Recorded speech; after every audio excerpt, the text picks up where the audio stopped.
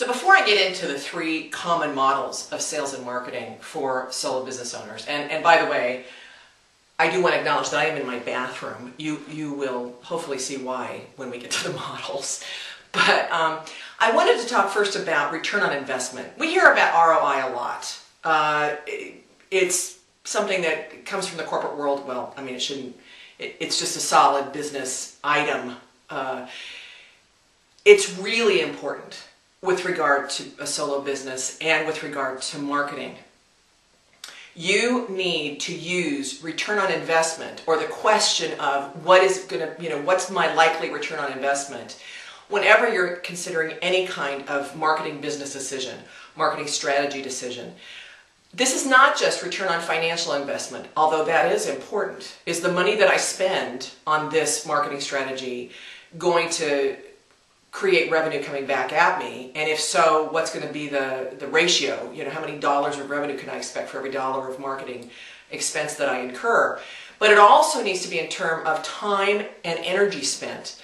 So if something's going to take a lot of time for you to handle, if something's going to take a lot of energy for you to take care of in terms of your attention, and you need to put a lot of attention on it, you need to have at least some confidence that that energy and time is going to return back to you in the form of revenue. So when I talk about the models, and when I talk about what I have to offer you through the Grow Fast program and other programs that I do in Success in Sweatpants, ROI really is a fundamental.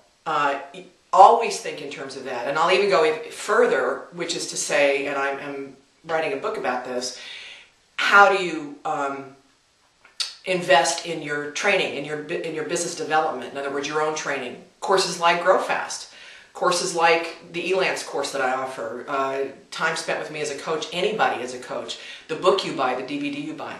That also needs to be put into a context of return on investment. If I spend this much time in this program, if I spend this much money on this program, if I spend this much time buying and listening to this DVD, what kind of return can I expect in my business from doing that?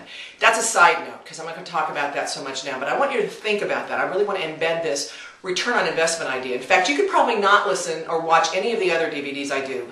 I hope you will. But if you just stop now, if you just stop with this one video, I would hope that you come away with the key piece, if it's been missing in your business, that you contextualize the decisions that you make, the questions that you ask about your time, your money, and your energy in the context of return on investment. What can I expect to get back from doing or buying this?